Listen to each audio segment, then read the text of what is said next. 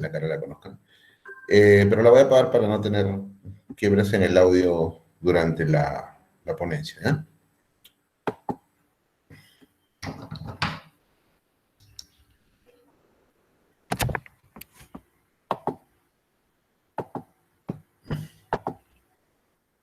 Voy a compartir pantalla.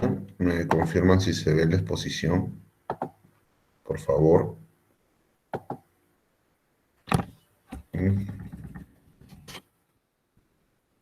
Confírmeme, por favor, que se ve la pantalla. Sí, doctor, sí se puede ver su pantalla.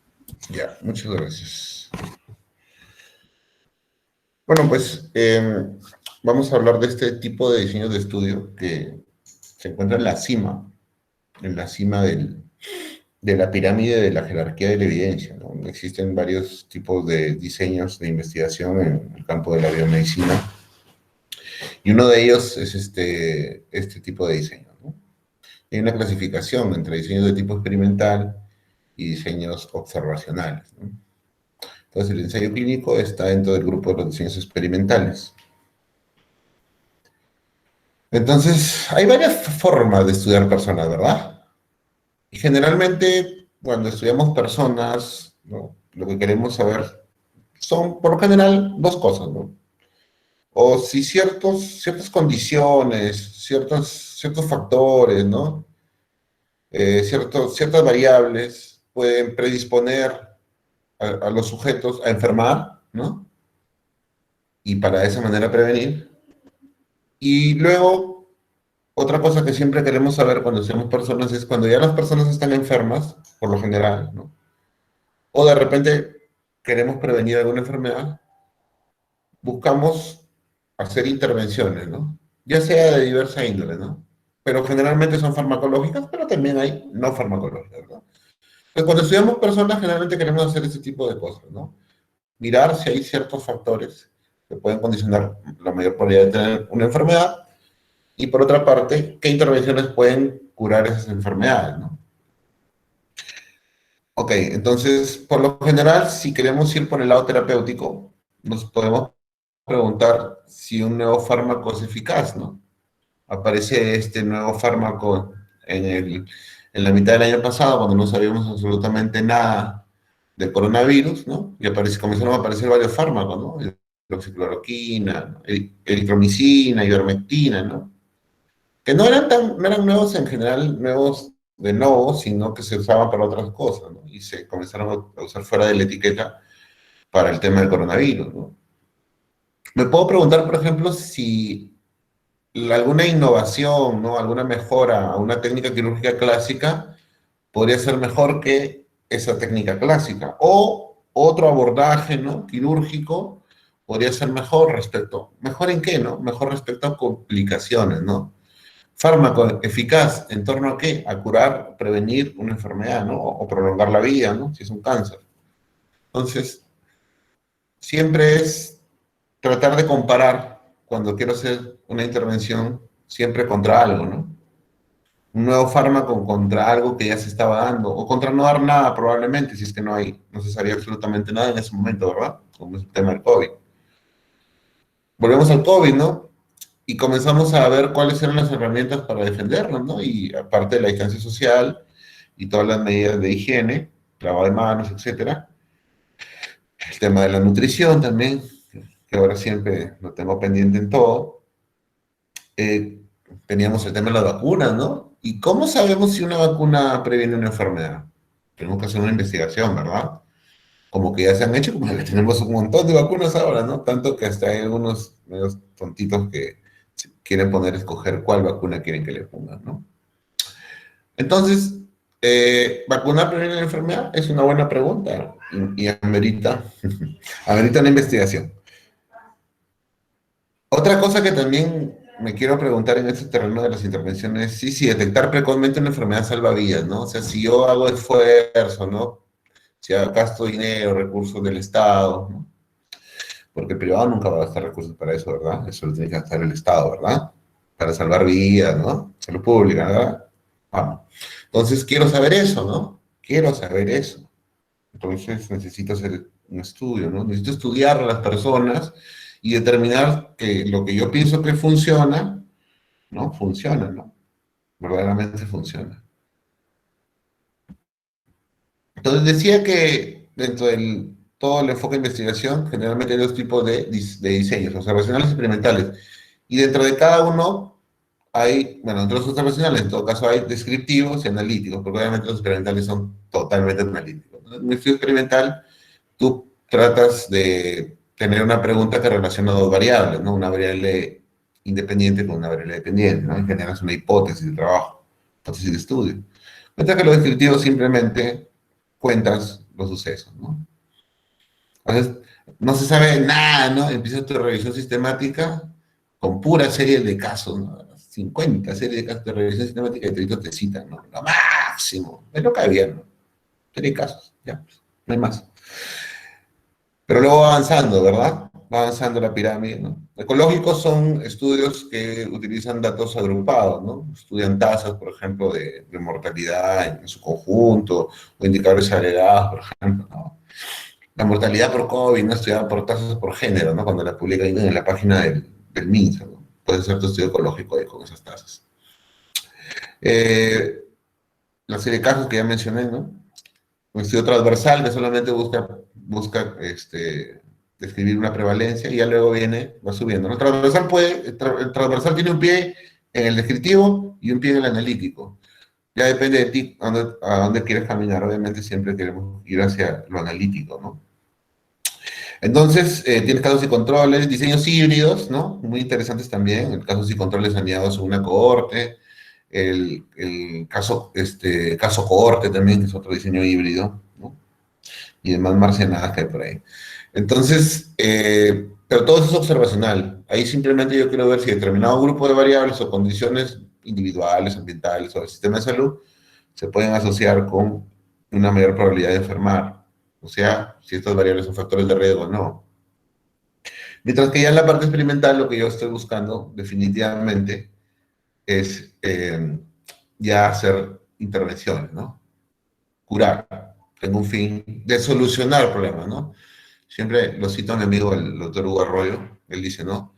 Ya me aburro como editor, dice, de ver puros observacionales, la Ende, pobre Ende, la para violando, dice, como él habla, ¿no? Por favor, manden soluciones a los problemas, o sea, estudios que den intervenciones, soluciones, ¿no? Ya, describir problemas está bien, pues, ¿no? Pero vamos a las soluciones. ¿Qué puedo hacer desde donde estoy? Obviamente no voy a hacer un ensayo clínico, pero pueden hacer otras cosas que puedan ayudar a llegar a la solución, ¿no? Es una discusión que siempre tengo con mis mentoreados, ¿no? Me molesta que se produzca un montón sin que haya una ruta de solución de problemas, ¿no? Entonces, justamente esto es lo que buscan esta parte, ¿no?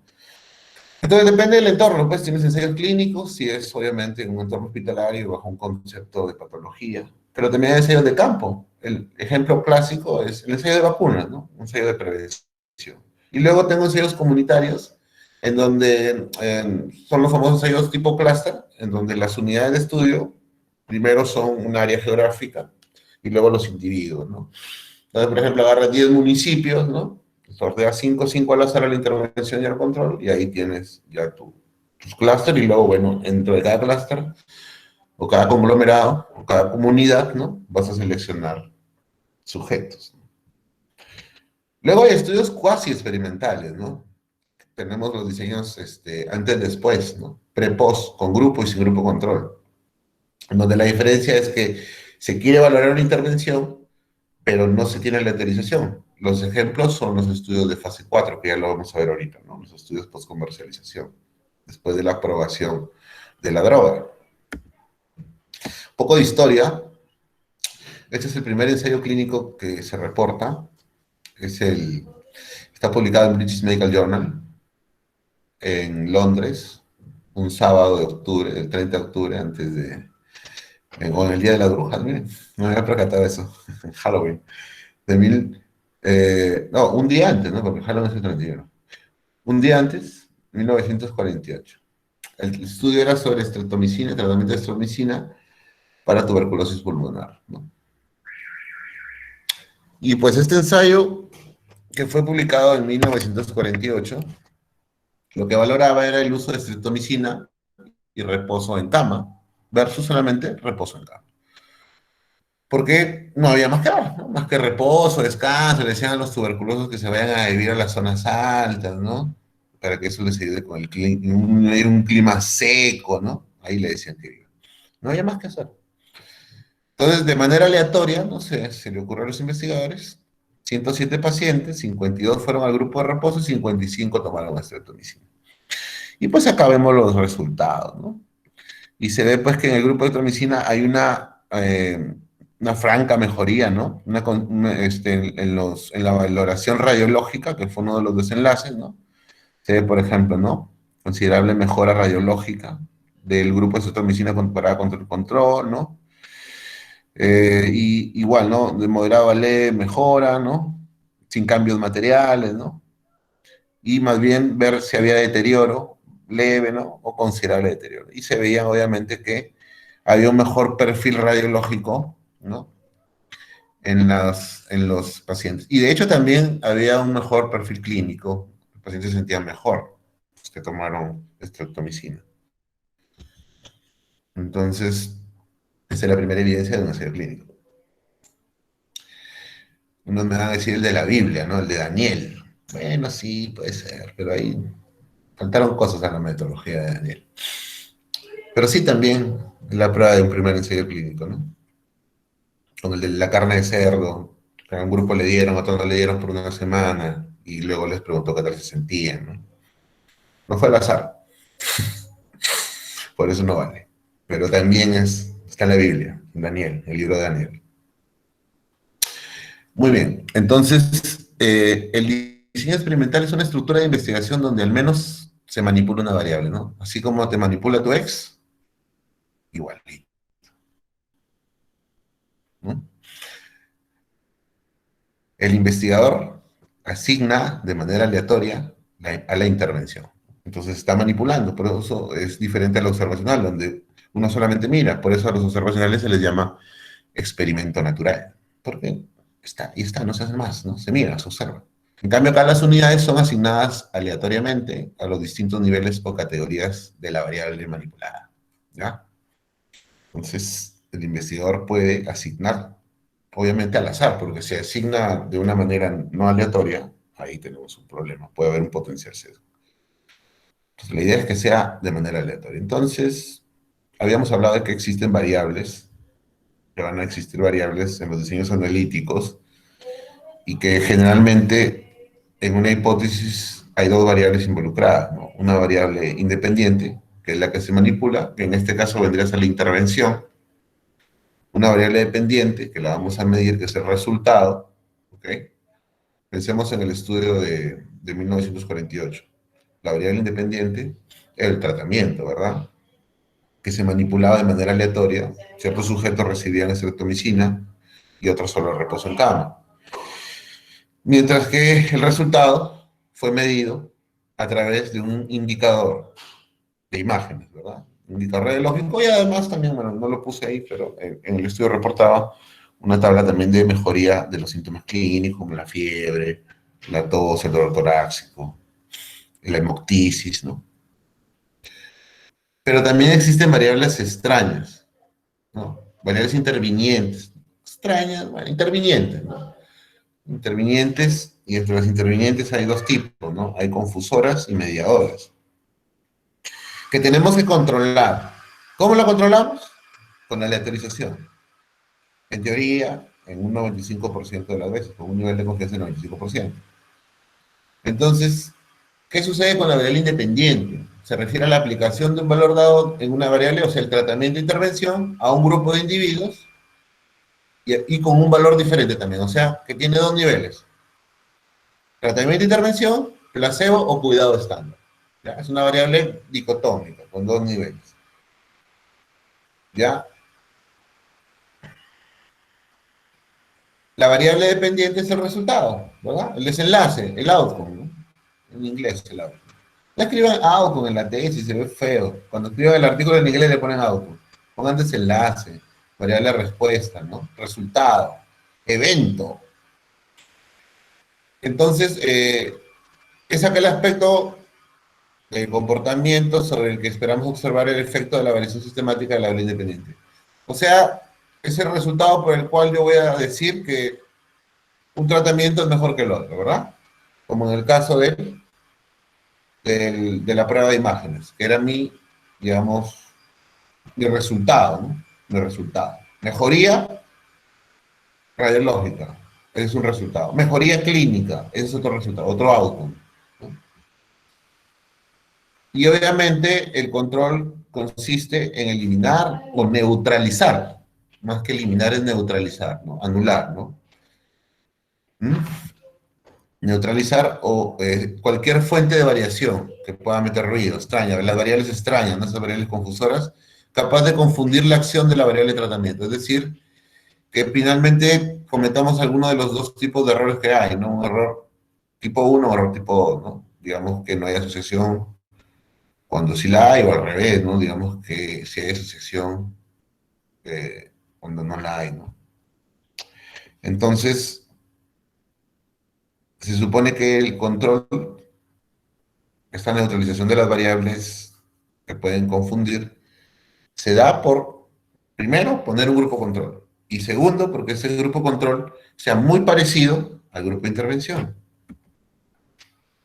El estudio experimental, de todas maneras, va a tener que ser prospectivo. No puede existir un ensayo clínico aleatorizado, doble ciego o retrospectivo. Eso es imposible, es un despropósito.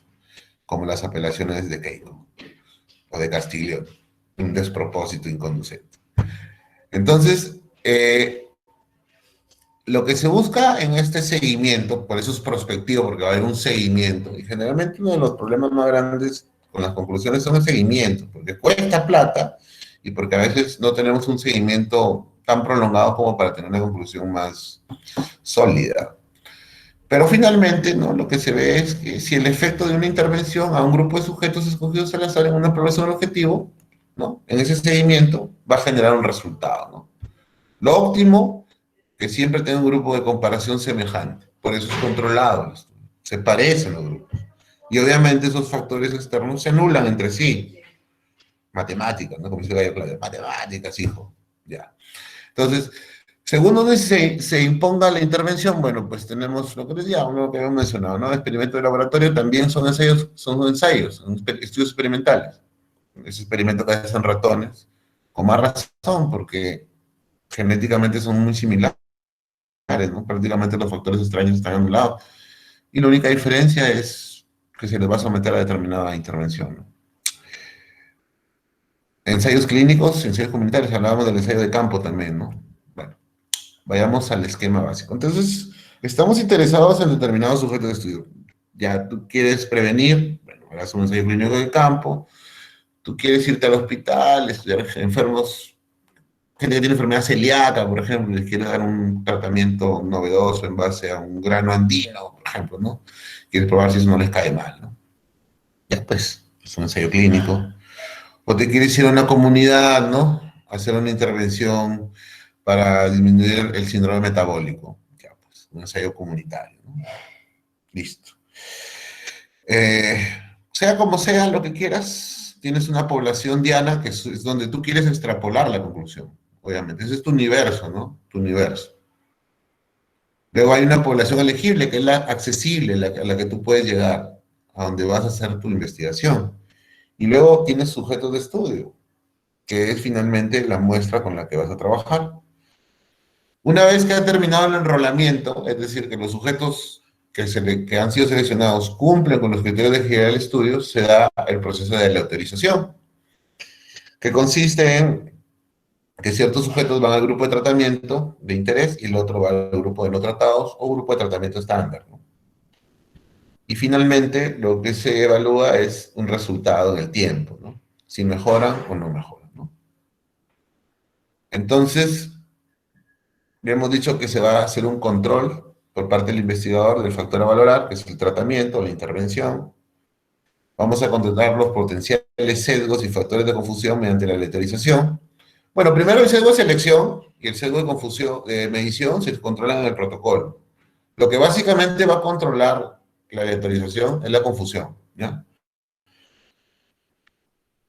Y bueno, pues es el estudio en humanos más parecido al experimento de laboratorio, aunque yo creo que a algunos humanos, esos que toman ivermectina, son terraplanistas, los deberíamos usar en vez de los animalitos. Bueno, los nazis son ahí, pero de verdad que hay gente que está robando oxígeno. Entonces, ¿cuál es el corazón? ¿No? Corazón, que está a la izquierda siempre, ¿no? ¿Cuál es el corazón del asunto, no? Ambos grupos de estudios se encuentran balanceados respecto a sus características clínicas en la línea de base del estudio. O sea, cuando va a iniciar la carrera, no, eso marca, listo, ya, seguimiento, ¿no? Dos brazos en paralelo, que es el diseño clásico. Y vamos a ver que hay otros diseños también, que son cuasi experimentales.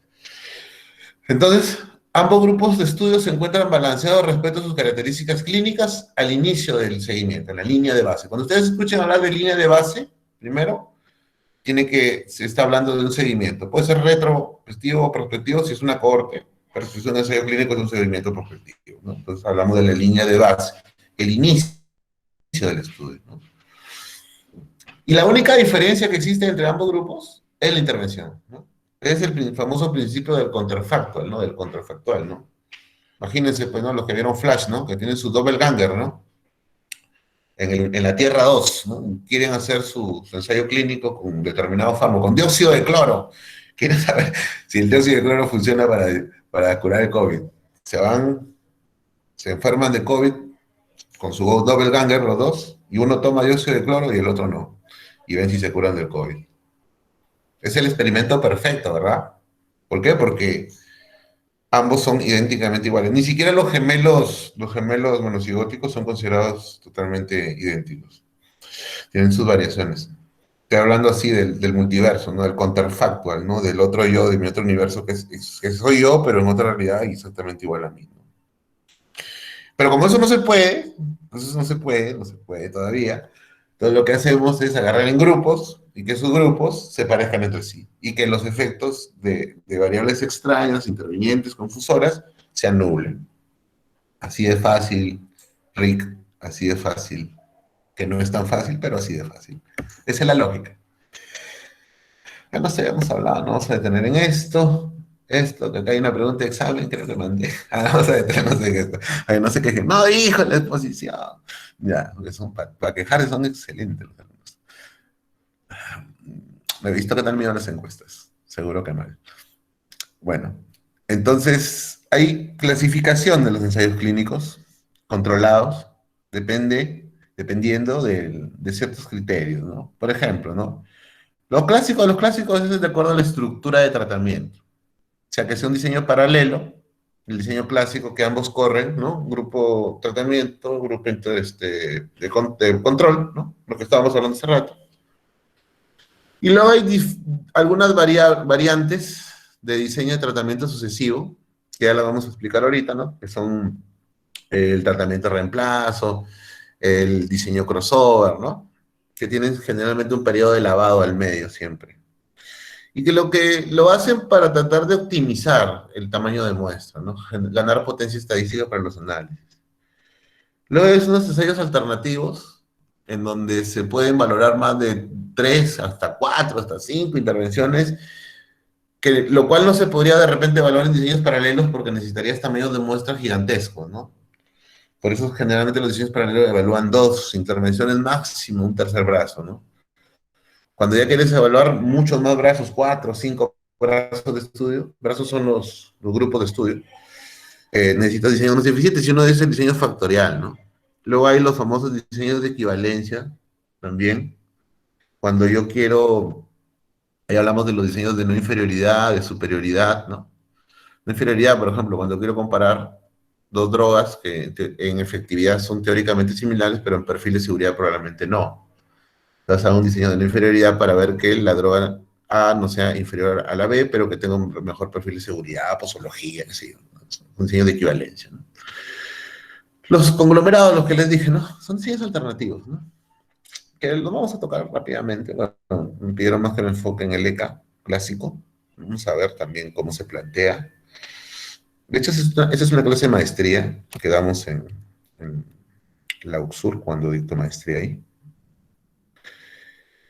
Luego, de acuerdo al enfoque de la enfermedad, Ahí hablamos ya pues de un ensayo cuando estás ya con patología o cuando quieres hacer prevención primaria, prevención secundaria. De acuerdo al enfoque de tratamiento, pues, ¿qué tipo de intervención ensayo de intervenciones netamente basadas en fármacos, de dispositivos médicos, cirugía y dispositivos médicos, intervenciones nutricionales, y las otras intervenciones que son las intervenciones educativas, psicológicas, ahora está el mindfulness de moda, muchachos, el mindfulness. Después hay la aleatorización, ¿no? Les dije que habían algunos ensayos no aleatorizados. Son controlados porque tienen un grupo control, pero no son aleatorizados. Y ahí hay un problema, ¿no? Prácticamente esto se maneja como si fueran una cohorte en temas de análisis, ¿no? O sea, es un modelo de regresión. Mientras que el análisis estadístico, que ya lo vamos a ver también acá, si es aleatorizado es facilito, papadita. Mejor no. Me escucha Percy Soto, me pega. No, en el básico es fácil, ¿no? Pero tiene sus cositas también, ¿no? En el nivel avanzado. Entonces, bueno, según el tipo de asignación, si es una asignación fija, dinámica, operativa, eso tiene que ver el muestreo, ¿no? También con el tamaño, si es fijo, secuencial, de acuerdo al número de sedes, si es un solo centro, unicéntrico, o si es muchas sedes, multicéntrico. Generalmente los ensayos para aprobación comercial son multicéntricos, de más de 1000 sujetos de estudio, ¿no? Porque se supone que la droga se va a comercializar en muchos países, ¿no? Por ejemplo, este es un típico diseño de reemplazo, ¿no? Tiene sujetos que tienen dos periodos, el estudio tiene generalmente dos periodos, ¿no? Un inicio de estudio, la línea base, donde a los dos grupos de estudio se les da el mismo tratamiento, el tratamiento A y el tratamiento B, ¿ok? Pasa un tiempo, que le llaman periodo de lavado, washout le llaman, y se produce un cambio. Entonces, los grupos que estaban recibiendo ese tratamiento A, automáticamente ya dejan de recibirlo por 2 semanas, 3 semanas, dependiendo del protocolo, y se reinicia en un segundo periodo de seguimiento con un tratamiento B y un tratamiento C. Entonces, de alguna manera, estos investigadores pueden comparar A más B contra A más C, lo que probablemente, y hacer comparaciones indirectas incluso, ¿no? Con temas, con algunos trucos estadísticos, ¿no? Lo que les generaría un mayor tamaño de muestras si quisieran comparar los tres brazos por separado, o sea, A, B y C, implicaría un tamaño de muestra más grande que para este diseño. ¿Okay? Estos diseños lo que buscan es optimizar recursos, porque de repente, o porque hay muy pocos pacientes también, a veces de repente es un tema raro, una lipodistrofia, una anemia de Fanconi, ¿no? Enfermedad de Edwards, sí o no, un tema raro, ¿no? Que generalmente esa enfermedad ni las toca la industria porque no les conviene. No creo que sea por falta de sujetos de estudio, generalmente es porque no hay dinero o es muy caro, ¿no? Otro tipo de diseño de estos de cambio es el diseño cruzado o crossover, ¿no? Es uno más conocido, ¿no? Aquí sí, a diferencia del diseño de reemplazo, ¿no? Acá sí hay dos tratamientos diferentes al inicio del estudio. O sea, hay dos grupos y sí reciben dos tratamientos diferentes. Se da un primer periodo de tiempo y luego cruzan, pues se llama crossover, se cruzan. ¿Ya? Es también una forma de comparar A contra B con una mayor potencia estadística y menos sujetos de estudio. Menos sujetos de estudio y ganar potencia estadística.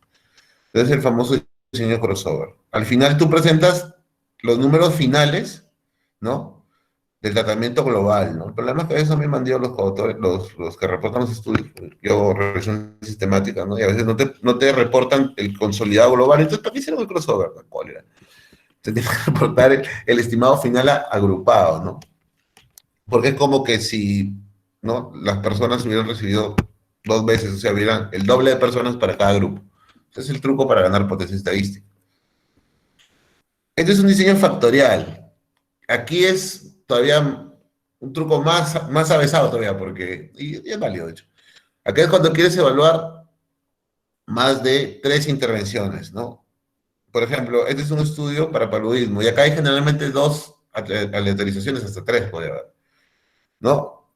Por ejemplo, en este ensayo lo que se quería comparar era un ensayo para malaria en una zona de África, donde había, digamos, era una zona endémica, Y lo que se quería en ese estudio era comparar diferentes esquemas. Por ejemplo, se quería comparar el deltaprin, ¿ya? Y se quería comparar también el hierro, o sea, suplementación con hierro, suplementación con deltaprin, y quería, y además, bueno, pues, también se quería ver si la suplementación con hierro afectaba la probabilidad de malaria, ¿no? Entonces se formaron varios grupos. Hubo una primera aleatorización que se aleatorizó al hierro y otra segunda al deltaplin. Entonces, en este orden de ideas, es posible que a un sujeto no le toque absolutamente nada, o sea, le toque un doble placebo. Se formaban grupos, por ejemplo, ¿no? El grupo PP eran los que recibían doble placebo, ¿ya? Luego había un grupo que se llamaba IP, Iron Placebo, o sea, recibía hierro y recibía placebo. Había otro grupo que se llamaba DP, o sea, deltaprin y placebo. Y había un grupo que recibía deltaprin y hierro. Entonces, de esta forma, en vez de tener 4 diseños en paralelo que compare, pues, placebo contra hierro, perdón, 3 brazos contra deltaprin, ellos lo que han hecho es una doble aleatorización. Primero aleatorizan a uno y al placebo, y luego de nuevo al deltaprin. Primero hierro y luego deltaprin. Entonces, de esa manera, en esa doble aleatorización, hay la posibilidad de que a alguien no le toque nada, que es salado, no tiene nada, ¿ya? Y a otro le tocó las 2 intervenciones. Y la única condición para hacer esto, y que eso sí, y a veces por eso no se puede hacer en todo, es que ambos tratamientos no tengan interacción entre sí, o sea, no se sobrepongan, no sean antagónicos, sino vayan por rutas de manejo o tratamiento diferente, ¿no? O sea, que no hay una interacción. Y eso lo cumple el IRL del TAPRIC, ¿no? Entonces, por eso se puede hacer este diseño factorial. Muy bien. Entonces, bueno, hemos dicho que hay según asignación aleatoria, pues no tenemos los experimentales, como tal, ensayo clínico controlado, aleatorizado, ¿no? Y todas sus fases, paralelos, cruzados, porque son aleatorizados igual, pero pueden ser paralelos cruzados, pero son aleatorizados. Y hay otros que no son aleatorizados, que son los famosos cuasi experimentales, que puede haber con grupo control, puede ser paralelo, pre-post también, o pueden usar un control histórico, o sea, un grupo control de otro periodo de tiempo, ¿no? Generalmente hasta pueden ser retrospectivos estos diseños. Aquí sí no hay problema. Es posible. Y hasta hay gente que no le pone grupo control. Simplemente compara 2 periodos de tiempo diferentes, ¿no? Diseño pre-post sin grupo control. Pero, digamos, el más importante es el que tiene grupo control, aleatorizado, doble ciego, ¿no? Que es el ensayo clínico que se usa con fines de aprobación y desarrollo científico y que tiene fases, ¿no? Tiene una primera fase donde solamente se evalúa el comportamiento del fármaco, ¿no? El ensayo clásico de medicina, de pastillita, ¿no? De inyección, ¿no? De un parche, ¿no? De nicotina, por ejemplo, ¿no? Entonces, el comportamiento del fármaco en voluntarios sanos, ¿no? ¿Cuál es toda la parte farmacológica, ¿no? La farmacocinética, la farmacodinámica, la tolerancia, efectos adversos. Luego que se aprueba esa fase, obviamente había una fase preclínica, ¿ah? Y hasta había una fase in vitro, y de esa fase in vitro había una fase que se llama in silico, ¿ya? En computadora. Hasta ahora hay tesis, ahora se presentan tesis así en la universidad, en la UPC, ¿no? Propuestas de marcadores in silico en tuberculosis, he visto 2, 3, hasta, no más tesis, y estas son varias. Entonces, una fase en computadora, ¿no? Simulación, luego eso pasa a una fase in vitro, luego a la fase preclínica en animales, y recién llegamos a los seres humanos. Entonces, en esa fase 1 es donde se evalúa ya el comportamiento del fármaco, pero el fármaco ya pasó por todas esas etapas. Entonces, una fase 2 donde una vez que ha sido probado, digamos, tiene un buen perfil de seguridad, lo que se va a probar es si hay una eficacia, solamente en pacientes y sin grupo control, o sea, sin otra intervención. Lo que sea, y se titula la dosis también máxima. Se suele dar en escalera de tratamiento, por ejemplo, una dosis de 120 contra una de 240 y una de 360, ¿no? 3 brazos de estudio. Chiquito, ¿no? No tan grande, menos de 100 personas, ¿no? Como para ver resultados preliminares, ver tolerancia a esas dosis y al final con cuál se queda para el ensayo clínico definitivo, ¿no? El fase 3 que es el más importante, ¿no? en donde ya se ve la eficacia del fármaco en un grupo de pacientes en comparación con otro tratamiento, que digamos es el grupo control, ¿no? Y se ve una muestra grande. El fase 4 que es ya el post-comercialización. O sea, una vez que el ensayo en fase 3 o ensayo pivotal, así le llaman ensayo pivotal, es el ensayo que se utiliza para aprobar un fármaco en una fase regulatoria, dícese de la FDA, ¿no? O la EMA, FDA en Estados Unidos, la EMA en Europa, Unión Europea, ¿no? En nuestro caso, pues sería nuestra DIGEMI, ¿no? Entonces, una vez que se aprueba y se comercializa, tiene un registro sanitario, se tiene que hacer la farmacovigilancia, ¿no? Estamos al debe acá, profesores. Entonces, lo cual me recuerda a una idea de investigación. Es lo bueno de las conferencias, ¿eh? ¡Pah! Y viene una idea de investigación. Así. Lo voy a escribir. Un segundo, por favor. Necesito escribir esto en mi libreta.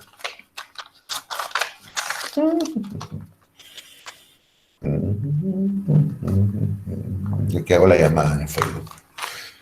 Listo. Entonces, en esta fase lo que se busca es ver ya comercializado en masa la presencia de efectos adversos que no pudieron ser vistos a nivel del ensayo clínico fase 3. ¿Por qué? Porque a veces el efecto adverso puede ser tan poco frecuente pero tan nefasto que provoca que se retiren fármacos, ¿no? del manejo, ¿verdad?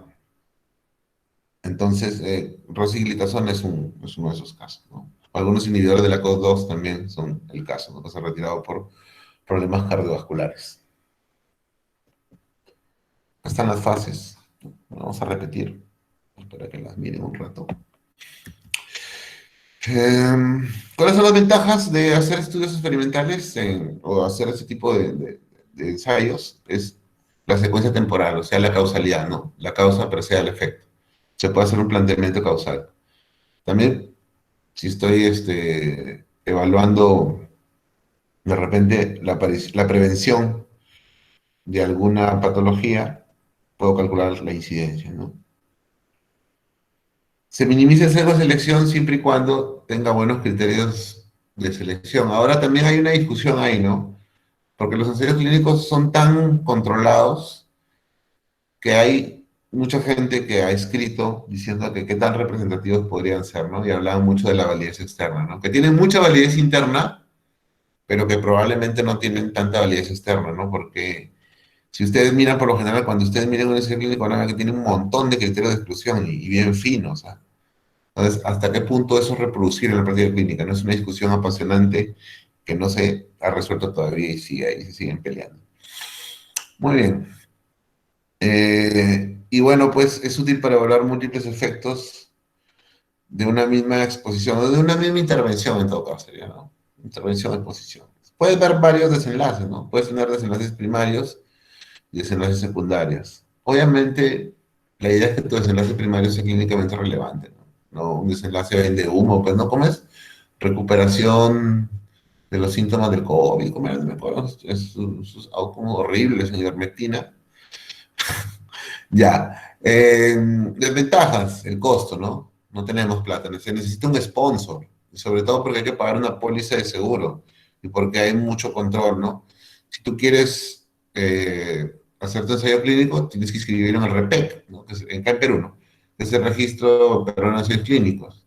Y tienes que tener una aprobación por el Comité de Ética del INS, ¿no? De OGIT, ¿no?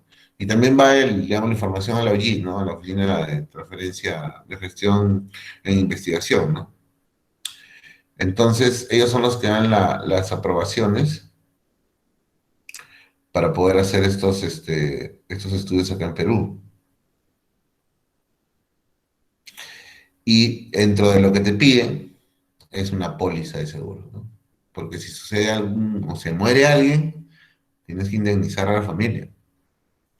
Son bien imprácticos para enfermedades raras, ¿no? Son demasiado imprácticos para... No tiene sentido. Y además, la industria farmacéutica no invierte si es que no hace un negocio, porque obviamente está desarrollando un fármaco es para ganar, ¿no? Ahora también son imprácticos si y el fenómeno que quieren evaluar o curar o o el beneficio terapéutico que quieren dar necesita un periodo muy largo de latencia. Sí, necesitas 2, 3 años de seguimiento, ¿no? Para ver resultados. Ahora hay estudios que pueden llegar a ese tiempo de seguimiento, ¿no? Porque hay, digamos, un financiamiento, pero no es lo usual, ¿no? Y puede haber un riesgo de sesgo bien grande cuando ambos grupos no son seguidos igual. Me dicen, ¿por qué el ensayo no es controlado, doctor? Porque en el otro grupo no le dieron nada, pues. Eso no es un ensayo controlado. Si al otro grupo no le das nada, es un cuasi experimental, ¿no? Controlado, le tienes que dar algo, un placebo, le tienes que dar cuidado estándar, controlado, pues. Y además aleatorizado. Miren, un ejemplo, el último, ¿no? Bueno, aunque este estudio sí está, este estudio está bien hecho, teoría, y muestra pues el uso de la ivermectina para prevenir hospitalizaciones en pacientes con COVID, ¿no?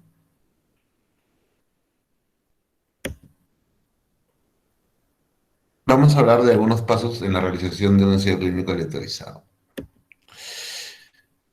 Ya.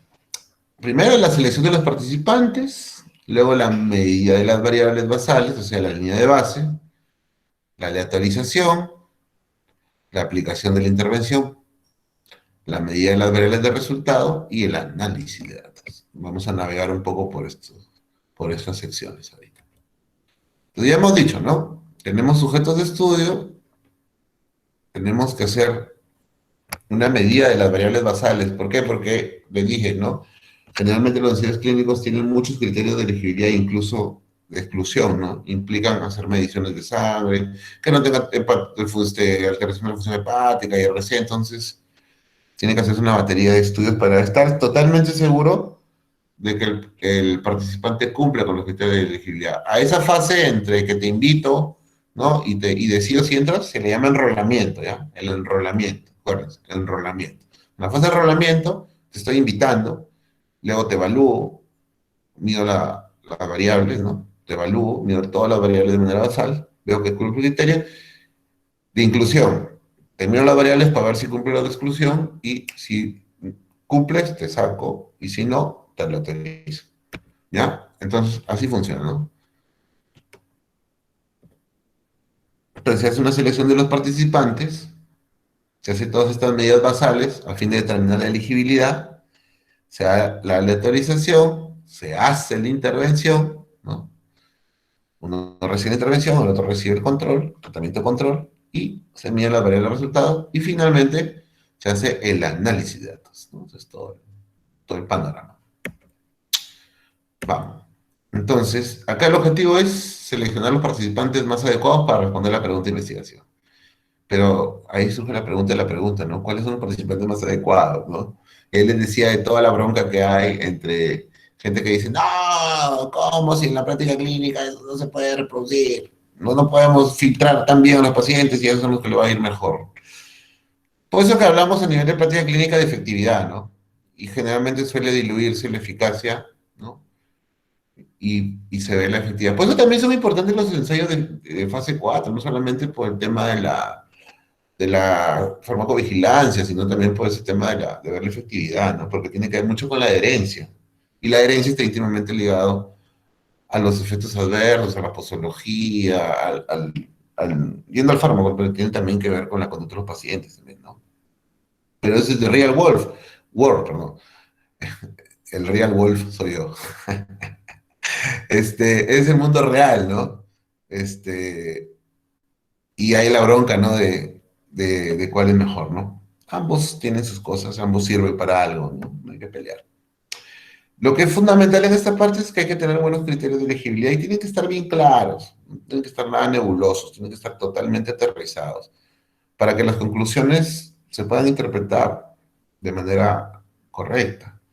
Entonces, tienen que ver cuáles son las características clínicas, antecedentes médicos, ¿no? Personales que pueda tener el sujeto, que sean de interés, ¿no? Y tiene que haber un equilibrio, ¿no? Entre estos criterios, ¿no? A fin de poder digamos, tener validez interna, pero también validez externa. Ya les decía, ¿no? La bronca, hasta qué punto sean tan finos, ¿no? Que no me permiten la generabilidad o la generalizabilidad de los resultados, lo dije bien, de los resultados, siempre me trago. Criterio de exclusión, ¿no? Son las contradicciones con las que, con el tratamiento, con el cumplimiento, y lo que hacen es aumentar la viabilidad de esto, ¿no? Este paciente tiene hepatotoxicidad, tiene nefrotoxicidad, perdón, tiene enfermedad renal crónica, tiene enfermedad hepática, puede tener nefrotoxicidad, tiene enfermedad, insuficiencia cardíaca, ¿no? No, no puede ir, no, este participante es más factible de que viaje, o se le pregunta, ¿no? Usted va a viajar, ¿no? Va a salir de la ciudad, ¿no? No va a estar. Entonces, ya, ¿no? Lo excluimos. Entonces, todo lo que son contradicciones con el tratamiento y podrían amenazar el seguimiento, ¿no? Se suelen sacar, ¿no? Entonces, al final ya me quedo con los pacientes que ingresan al estudio. Entonces hay que hacer las medidas basales en el momento de la elegibilidad, ¿no? Para ver si se cumplen los criterios de inclusión y exclusión. Ahora, ¿cuántas variables medir? Tiene que ver mucho y hay que sopesar, ¿no? Hasta qué punto puedo medir todo y también aporta el estudio, sobre todo, ¿no?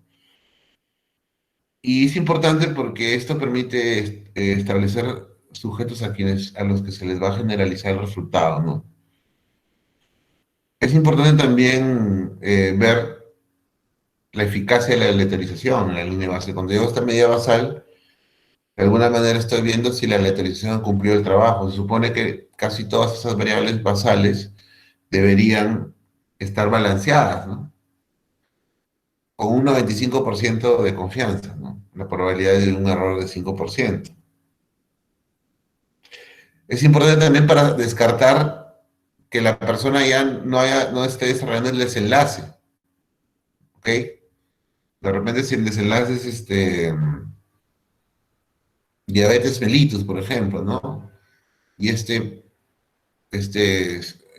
participante ya tiene diabetes en el inicio del seguimiento, lo tienes que quitar.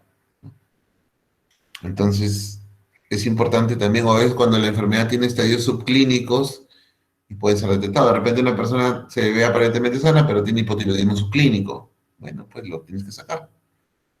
Entonces, es importante este basal por eso, ¿no? Y obviamente trato de tener todas las variables para ver si esto está balanceado, ¿no? A fin de ver, porque en realidad no me voy a echar a llorar si no está balanceado. Luego se pueden hacer ciertas cosas para lidiar con eso, ¿no? Análisis de sensibilidad se le llama. Bueno, suponiendo que ya enrolamos, ya cumplió la elegibilidad y ahora estamos listos para sortear, ¿no? Entonces, se va a hacer la asignación al azar, randomización, dicen random allocation, ¿no? Randomization and random allocation. Randomización, dicen algunos, ¿no? En español, ¿no? A mi profesora de maestría no le gustaba la otra conda. Pero bueno, randomización, dicen algunos, y el castellano es un lenguaje vivo, ¿no? Bueno, pero yo digo aleatorización, o randomization, o random allocation, ¿no? Entonces, son las dos fases, ¿no? O es la fase, perdón, donde los sujetos son asignados de manera aleatoria o al azar, por la suerte, a través de un sistema, de un método, de una manera, ¿no? Que debe ser válida, ¿no? Y que permita que sea la suerte la que decida, ¿no? La diosa fortuna, dice, no, la pelota pegó en el palo. Entonces, eso, ¿no? El proceso de asignación al azar del tratamiento a recibir por los pacientes configurado por dos grupos, ¿no? Pacientes que reciben el nuevo tratamiento o la nueva intervención con el grupo de tratamiento y pacientes que reciben el tratamiento conocido o el placebo. ¿Por qué aleatorizamos? Lo que se trata es de tener un balance, ¿no? Un balance entre las variables, ¿no? Como está acá, ¿no? Balance, ¿no? Este balance lo que busca es que haya una distribución homogénea de los predictores, los confusores, ¿no? Conocidos o no conocidos. Y eso es lo bonito, ¿no? De la aleatorización en teoría, ¿no? En lo que nos hablan los que hacen el tema de causalidad, ¿no? Que cierra, la aleatorización cierra todos los caminos de puerta trasera ¿no? Y evita que los confusores no medidos también tengan un impacto, ¿no? Eso es en teoría. Y bueno, le vamos a crear la teoría. Entonces, se consigue una distribución homogénea, si verdaderamente se ha conseguido, por suerte, ¿no? Entonces, vamos a estar seguros de que nuestro resultado va a tener un orden causal, ¿no? Y esa es la idea, ¿no? Si yo prevengo los sesgos con un buen protocolo, con buenos criterios de elegibilidad, con instrumentos de medición calibrados, con desenlaces bien planteados y con una buena aleatorización, en teoría mi resultado tiene un orden causal, ¿no? Ahora, si tras la intervención, el tratamiento, los grupos difieren en el resultado, si se curan o previenen enfermedad, la única variable que podría explicar será el tipo de tratamiento, ya que el resto de las variables se distribuye igual en ambos tipos de tratamiento. O sea, nada más me debería generar distorsión. Y entonces solo le puedo echar la culpa, es la causa de, ¿no? La causa de lo que está pasando, ¿no? Sería, en todo caso, la variable de intervención, porque es la única variable que difiere entre ambos grupos. Entonces, en teoría, en un ensayo clínico, yo debería tener dos grupos balanceados, ¿no? Por ejemplo, en ese estudio, y ustedes, lectura crítica, no ensayo clínico, ¿qué es lo que tienen que hacer primero cuando vayan a ver un ensayo clínico? Tienen que ver que la literización haya funcionado. Entonces, se van a la tabla uno, como la que está acá, dice, características de la línea de base de 87 pacientes con cáncer colorectal asignados a quimioterapia en el consultorio externo de un hospital o a su casa, ¿no? O sea, unos iban a ser manejados en la consulta externa del hospital y el otro at home, ¿no? Dos intervenciones, miren, el porcentaje de varones, más o menos ahí, ¿no? 24-21, aunque cuando son números chiquitos poner porcentajes en realidad está de más, ¿no? 24 y en otro 21, el promedio de edad muy parecido, ¿no? El sitio del tumor también. Miren los números absolutos, olvídense el porcentaje, ¿eh? Miren los absolutos. 19-21, 14-13, 9-11, o sea, muy similar, ¿no? Toxicidad, dice, ¿no? 13-12, 0-15, o sea, más o menos, ¿no? Si lo ha hecho, no, no hay tanta diferencia.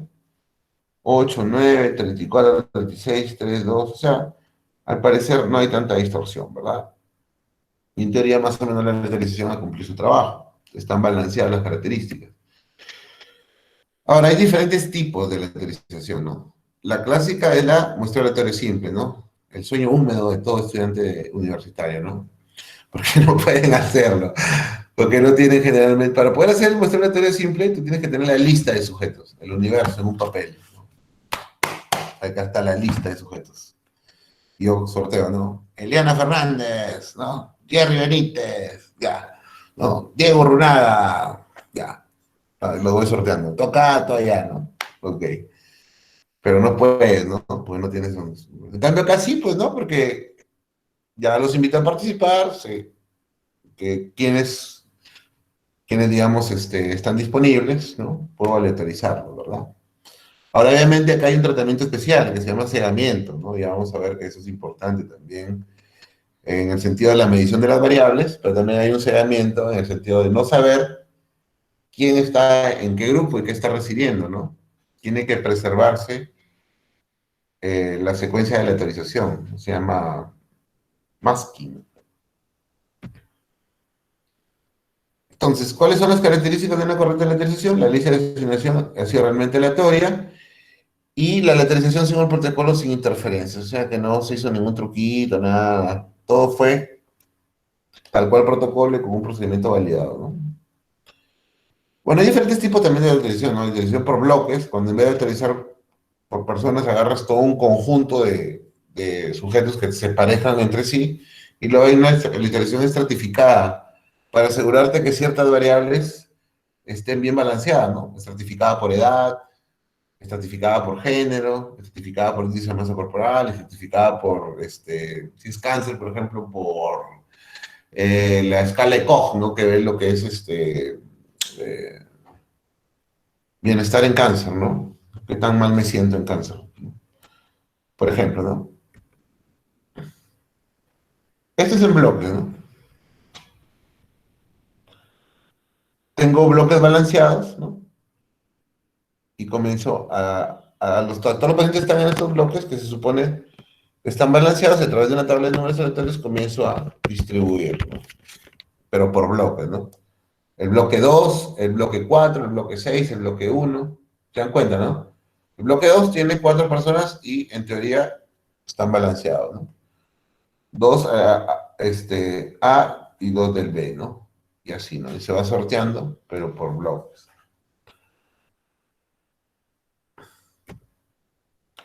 Esto es estratificado, por ejemplo, ¿no? Estratificado por edad, por género y por los antecedentes. Algún antecedente, por ejemplo, de dificultad respiratoria, ¿no? Entonces se va seleccionando de tal manera que al final estén balanceadas estas características. O sea, que la misma cantidad de personas mayores de 60 y menores de 60, la misma cantidad de hombres y mujeres y la misma cantidad de gente que tenga dificultad respiratoria positiva y negativa. Porque según el conocimiento previo, estas variables son importantes y pueden generar distorsión. Entonces me quiero saber.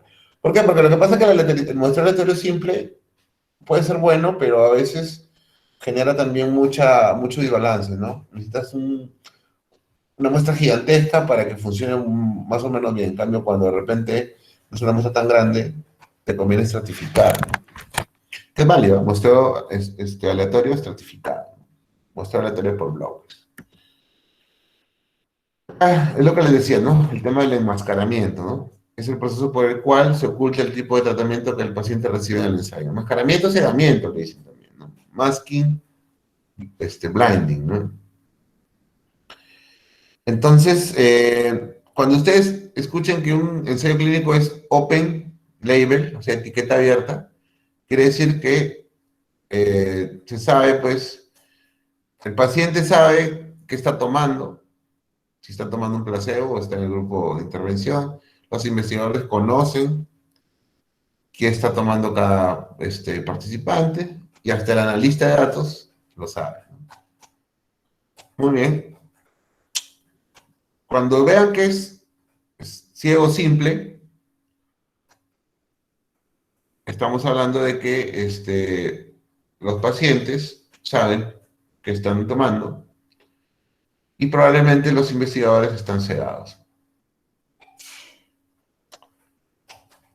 Cuando hablamos de doble ciego, perdón, cuando hablamos de simple ciego, estoy hablando mal, cuando hablamos de simple ciego, los que están cegados son los pacientes y no los investigadores, ¿ya? En cambio, cuando hablamos de doble ciego, los dos están cegados, ¿ya? Y ese es el ideal, el estándar ideal es que los dos estén cegados.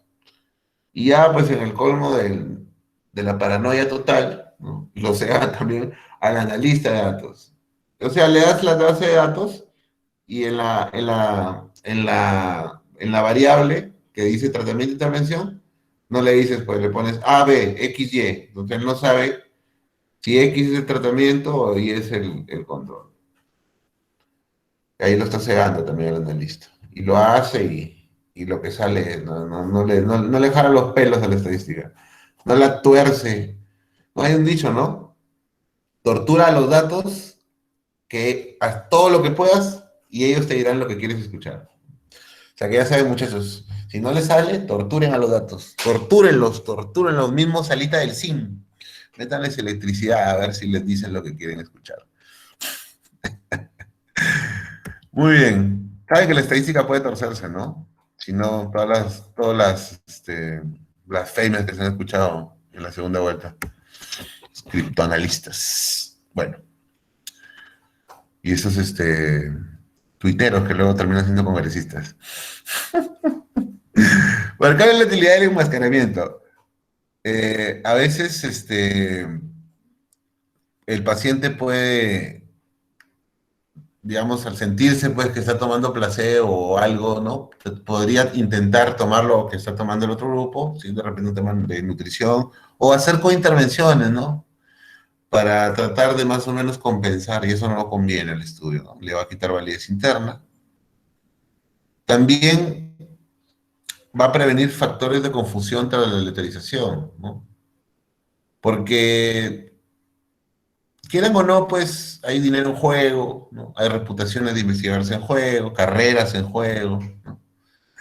Y entonces a veces y sobre todo mucho dinero, ¿no? Uno puede haberse tentado, o se puede haber tentado, los investigadores, nunca me habría tentado, tentado a los investigadores, perdón,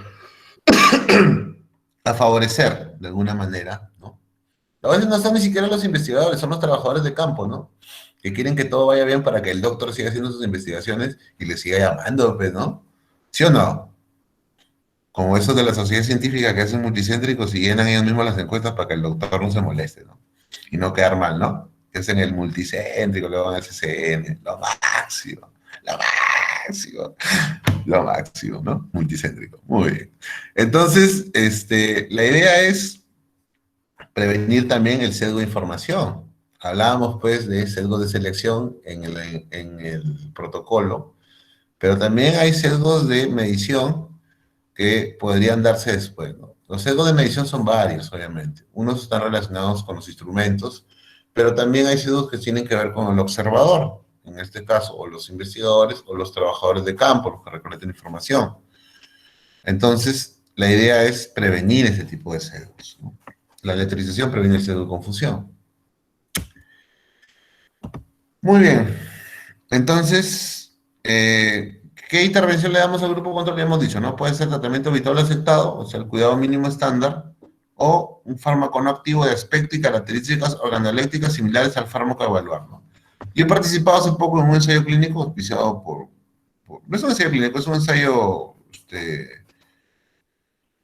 comunitario, ¿no? Perdón, un ensayo de campo, en donde se les ha administrado a niños que tenían niveles, digamos, normales bajos de hemoglobina, se les ha dado una leche fortificada con diarresin y al otro no se le ha, se le ha dado también una leche totalmente igual, pero sin diarresin, ¿no? Y luego se ha medido, pues, hemoglobina y se han medido indicadores antropométricos, ¿no?, de crecimiento.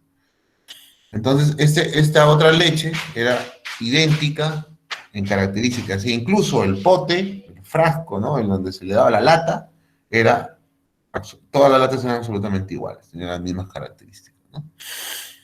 Entonces, esa es la idea, ¿no? Entonces, ¿cuándo hay placebo? Cuando no hay cuidado, tratamiento estándar, ¿no? Si existe un tratamiento estándar, tienes que darle de todas maneras algún tratamiento. Ahora, ya acá hay dos conceptos, ¿no? La primera opción, ¿no? La primera opción, lo que mide, ¿no?, es la eficacia relativa del fármaco, porque ya lo está comparando con un tratamiento ya previo, ¿no? Con cosas que ya se hacían para, digamos, evitar enfermedad o curar, ¿no? Mientras que cuando le doy contra placebo, es el efecto absoluto, ¿verdad?, del fármaco, porque obviamente no estoy dándole nada más, ¿no?, más que eso. Entonces, ahí sí estoy viendo el efecto total del fármaco. Mientras que en el otro lado sí está compitiendo contra un tratamiento que ya tiene cierto perfil de eficacia. El cumplimiento terapéutico es importante dentro del ensayo clínico. ¿Por qué? Porque eso puede generar pérdidas de seguimiento, puede generar el balance que se había iniciado en el estudio se pierda, ¿no? O puede generar resultados también, digamos, espurios debido a poca adherencia en la toma de la intervención, ¿no? Entonces, el objetivo de que es que ese tratamiento sea un tratamiento sencillo, digamos que la posología sea lo más sencilla para los participantes, ¿no? Acá es importante también, y ahí otra vez viene la bronca entre el mundo real y el mundo ideal, ¿no? Que es el ensayo clínico, que es el mundo ideal, ¿no? Donde nadie es tóxico, donde todos somos buena gente, donde nadie tiene malas intenciones, ¿no? El mundo ideal, ¿no? Se les tiene que seleccionar participantes motivados, dicen, ¿no? Que puedan querer quedarse en el estudio hasta el final, ¿no? Incluso hay gente que hace periodos pre-prueba, ¿no? Periodos pre-autorización para ver si cumplen. Sobre todo cuando son drogas que tienen un perfil un poco, digamos, borderline de tratamiento y tener un perfil de seguridad, ¿no? Tienen, digamos, un margen de dosis corto, ¿no? En donde cualquier, digamos, dosis que se pasa de ese margen puede producir efectos adversos. Entonces, mejor hacemos un periodo pre-autorización con cierta cantidad de sujetos, ¿no? Que cumplan las condiciones y vemos qué tal funciona, ¿no? Se puede hacer también, depende del escenario, ¿no?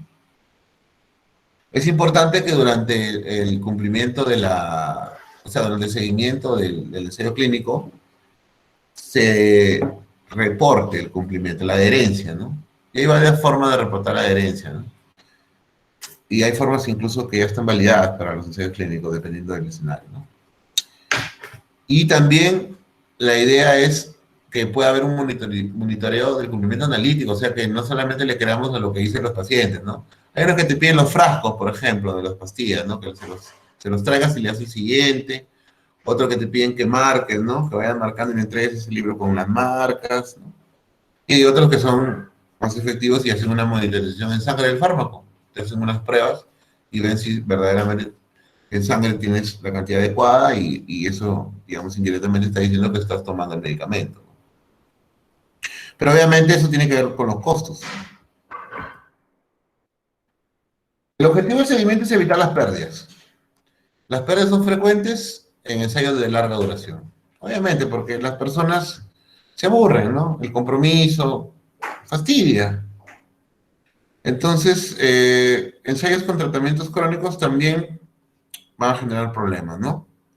Ensayos con eventos poco frecuentes también puede ser un problema, porque para ver eventos poco frecuentes necesitas igual periodo de larga duración, así que finalmente llegamos a lo mismo, ¿no?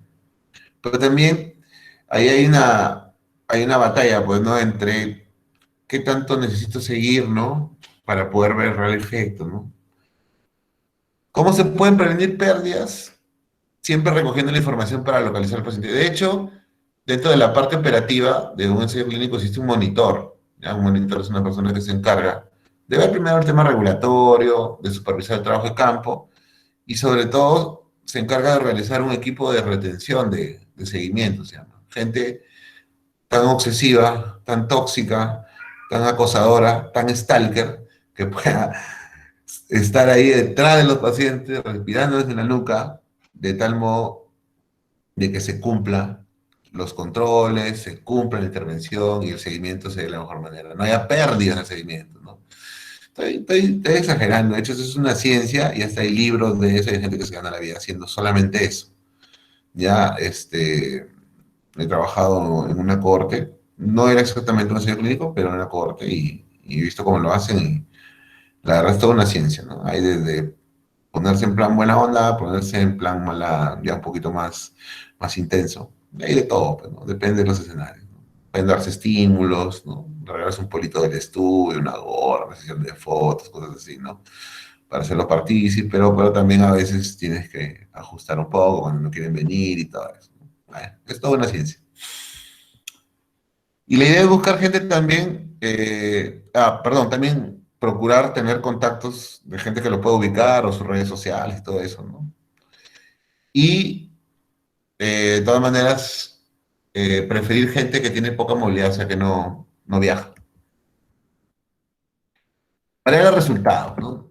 Entonces, esa es la variable que va a ser el efecto, que responde a la causa, intervención, que yo quiero determinar, ¿no? Quiero determinar esta relación de causa-efecto. Entonces, estas características o estos resultados, ¿no? Esta variable me va de todas maneras decir cuál es la eficacia del fármaco o la intervención que estoy evaluando. Y puedes tener varios resultados, ¿verdad? Un resultado principal y variables secundarias. El resultado principal, evitar la muerte, ¿no?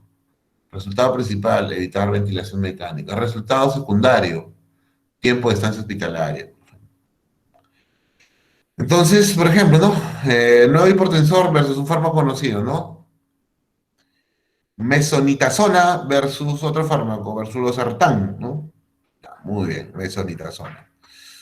Entonces, el resultado principal obviamente debería ser la cifra de tensión arterial, pero, digamos, como un resultado secundario, podría haber mortalidad y efectos adversos, por ejemplo. Alguien te puede decir, no, la mortalidad es el efecto principal que yo quiero ver.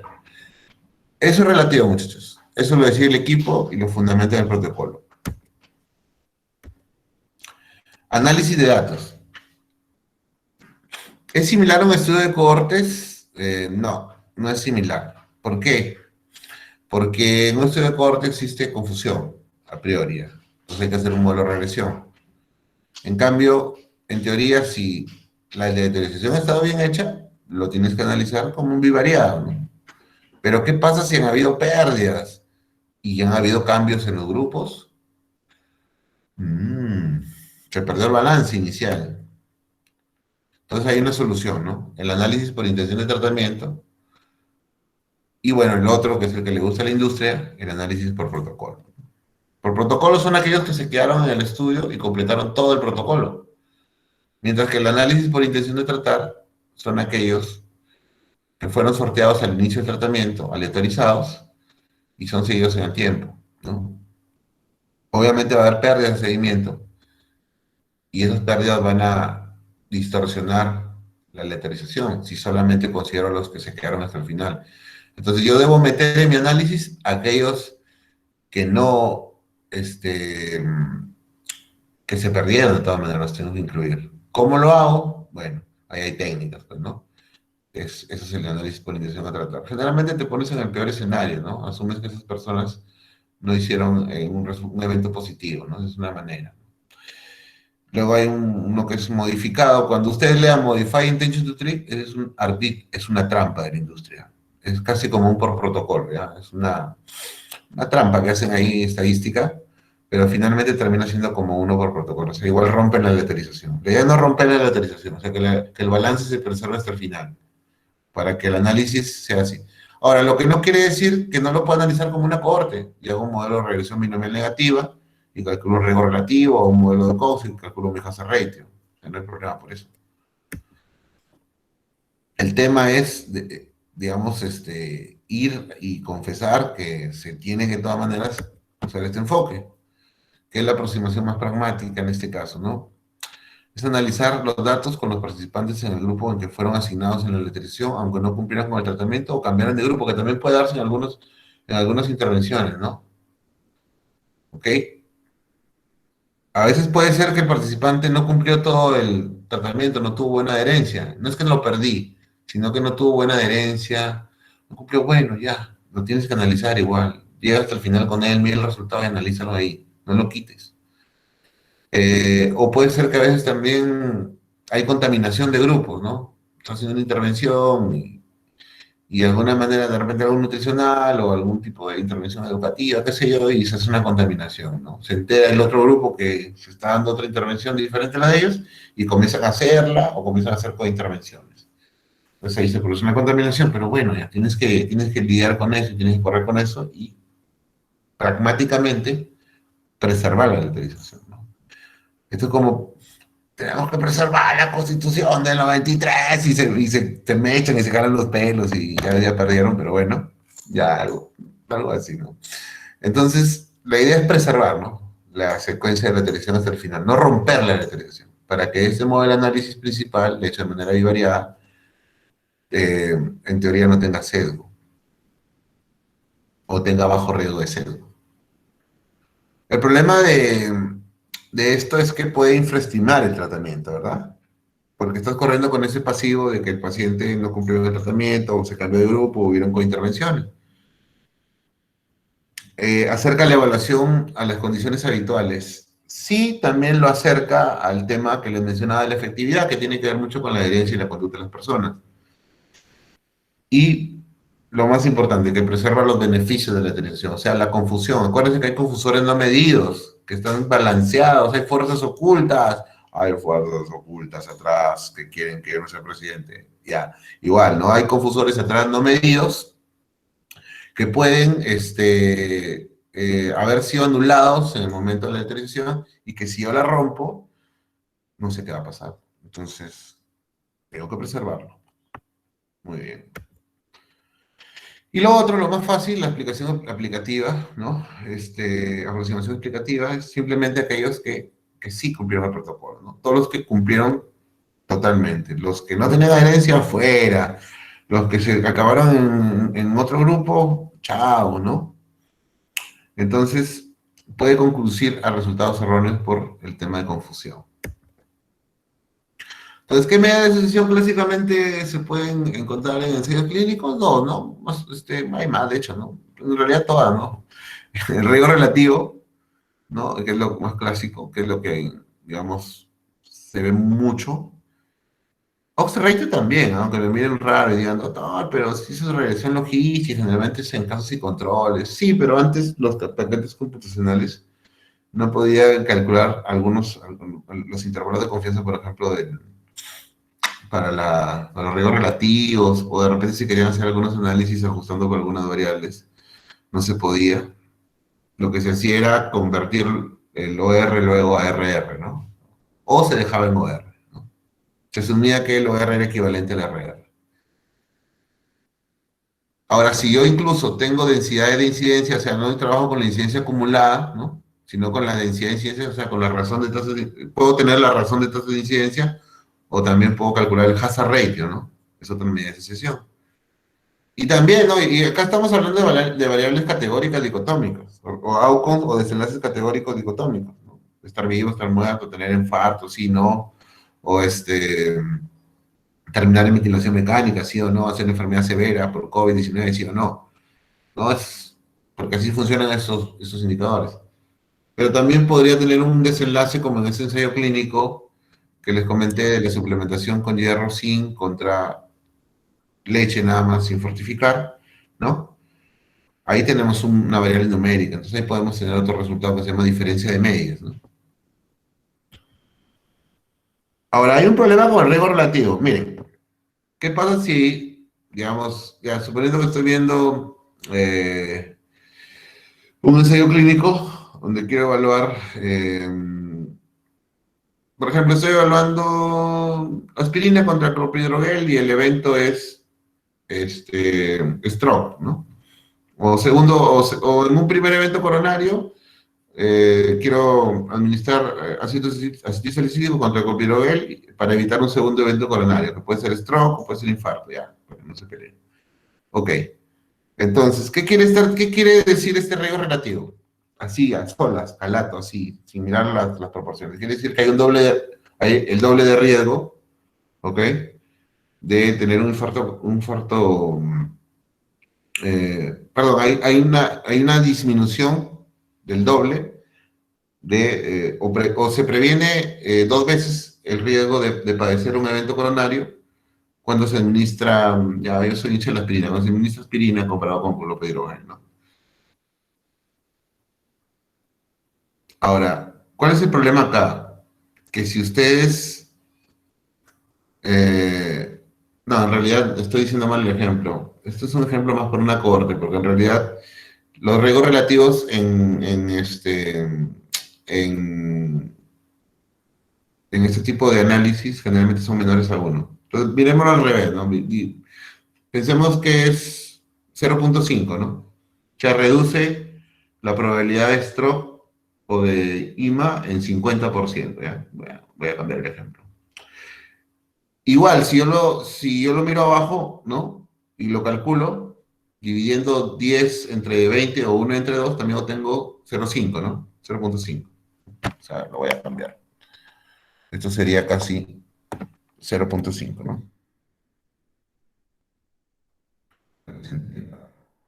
Modo profesor de pregrado. Ah, para que se entienda cómo se calcula. Igual para eso sirven las conferencias también, para regalar la diapositiva, me da flojera. Me da flojera. Ya, listo. Entonces, lo que se está encontrando en el primer estudio, ¿no? En el primer ejemplo es que 10% de los que tomaron aspirina solo hicieron el segundo evento coronario y en los que tomaron clopidogrel, 20%. Entonces, si yo calculo el riesgo relativo, que es la incidencia en los expuestos o en los que recibieron el tratamiento sobre los que no lo recibieron, obtengo 0,5, ¿verdad? A otro estudio, ¿no? Y encuentro esto mismo, ¿no? 1 y 2. En ambos casos, el riesgo relativo me informa lo mismo. Sin embargo, es una medida relativa. Lo ideal sería esta medida, que es una medida basada en un cociente. Este es un modelo multiplicativo. Lo ideal que me da mejor información del efecto de intervención es la diferencia de riesgos.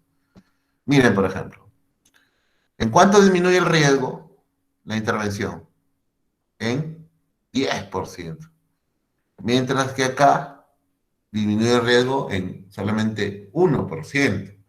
Y sin embargo, tienen el mismo riesgo relativo. Entonces, no es lo mismo. ¿Por qué creen que la industria nos presenta siempre este valor? Te conviene más a veces, ¿no? Porque a veces tú ves que la diferencia de riesgo es prácticamente insignificante, ¿no? Entonces ahí viene la lectura crítica, pues muchachos. No se dejen estafar. Siempre, cuando vean el riesgo relativo, al toque sáquenle la diferencia de riesgos. Y ahí se dan una mejor idea de la reducción de riesgo. Y aquí vamos a ver por qué, ¿no? Entonces, si yo lo calculo como un modelo multiplicativo, tengo riesgo relativo. Si lo calculo como un modelo aditivo, por una resta, tengo la diferencia de riesgos. Entonces, ¿cómo se calcula el riesgo relativo? Incidencia en los que están en el grupo de estudio, incidencia en los que están en el grupo control. ¿A qué se le conoce como reducción absoluta de riesgo? A la diferencia de riesgo, ¿no? Que hemos visto ahorita, ¿no? A la reducción absoluta de riesgo es la incidencia de los eventos en el grupo de control menos la incidencia en el grupo de estudio o de intervención. Puedo calcular la reducción relativa de riesgo si lo transformo en un porcentaje y lo divido esa resta entre el, el total de los eventos en el grupo control, ¿no? Incluso puedo usar el número necesario a tratar, ¿no? O sea, la cantidad de personas que necesito tratar para evitar la aparición de un caso, ¿no? El NNT, ¿no? Vamos a ver un ejemplo para que se entienda más. Entonces, se hace un ensayo clínico para valorar si una atención intensiva previene los episodios de neuropatía en pacientes diabéticos en comparación con el régimen de atención habitual. O sea, si hago muchos esfuerzos, más de la cuenta, contra simplemente el cuidado estándar. No vamos a ahondar en la intervención porque la finalidad es el ejemplo matemático. Entonces, bueno, se genera el estudio, ¿no? Y se calcula la incidencia de episodios de neuropatía en diabéticos asignados al tratamiento intensivo de 2,8 de incidencia, mientras que los asignados al grupo habitual o control fueron 9,6. Entonces, ¿cuál sería la reducción absoluta de riesgo? 6,8. El tratamiento intensivo de diabetes, se hace la resta, ¿no? 9,6 menos 2,8. El tratamiento intensivo de diabetes reduce el riesgo de neuropatía en 6,8%. Ahora, la reducción absoluta de riesgo, perdón, la reducción relativa de riesgo. A esa resta, a ese 6,8, le dividimos. ¿Qué? Ya. Chau. El tratamiento intensivo de la diabetes reduce el riesgo de neuropatía en un 71%. O sea, lo lleva a porcentaje. ¿Ya? Mientras que el otro es en 6,8% del riesgo, por si acaso, ¿ah? Que es diferente. Para que se entienda mejor, se entiende en diferencia relativa, ¿ya? Reducción relativa de riesgo. Es el porcentaje de riesgo que reduce. Y ahora, el número de pacientes a tratar, si hacemos el cálculo, ¿no? De acuerdo a esta fórmula, que estaba acá, obtenemos 14,7. ¿Qué quiere decir? Que si lo redondeamos, porque no hay 14,7 personas, quiere decir que se necesita tratar 15 diabéticos con este manejo intensivo para evitar un caso de neuropatía, ¿no?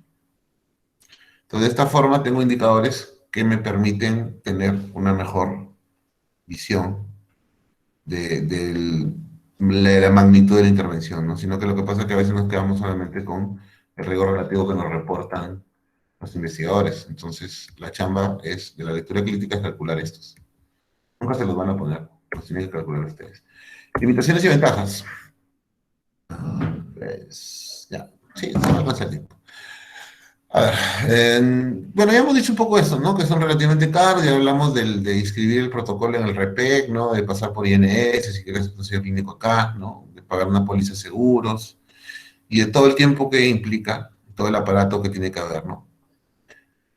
Ya dijimos esto también. Ya, vamos a pasar esto. Potenciales sesgos en la realización de un ensayo clínico. Existen herramientas, ¿no? Existen herramientas que me permiten evaluar riesgo de sesgo. De hecho, los que hacen revisiones sistemáticas utilizan herramientas que valoran el riesgo de sesgo, ¿no? Tenemos la herramienta de riesgo de sesgo de Cochrane. Hay otras herramientas también eh, más usadas por clínicos, como CASP o YADA, ¿no? Pero todas, digamos, de alguna manera abordan estos posibles sesgos, ¿no? Primero, que no tenga una buena selección de ambos grupos, ¿no? De esta cohorte que voy a seguir, ¿no? Y que luego la voy a dividir en dos, ¿no? Y la voy a aleatorizar y la voy a dividir en dos. Se puede dar el sesgo de selección. Es importante para que no se dé este sesgo de selección, además de los buenos criterios de elegibilidad, ocultar la secuencia de aleatorización.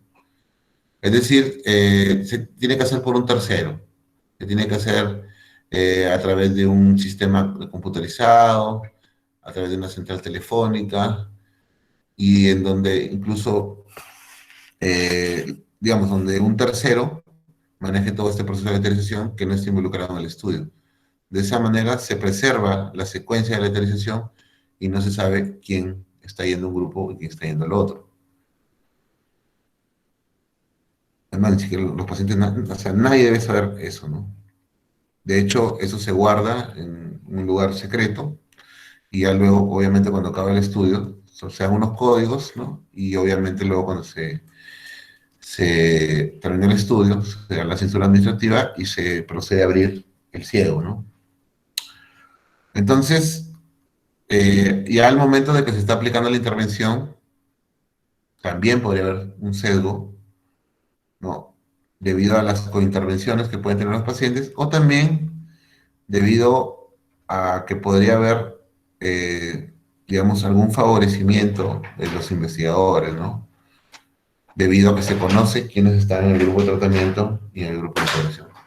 Daniela, Daniela, Daniela. Este chico de ahora. Chicos, denme un segundo. Mis pobres gatos tienen hambre y es hora de comer. Disculpen. Denme un segundo nada más, ¿ya? Voy a darles de comer a mis hijos. Perdón.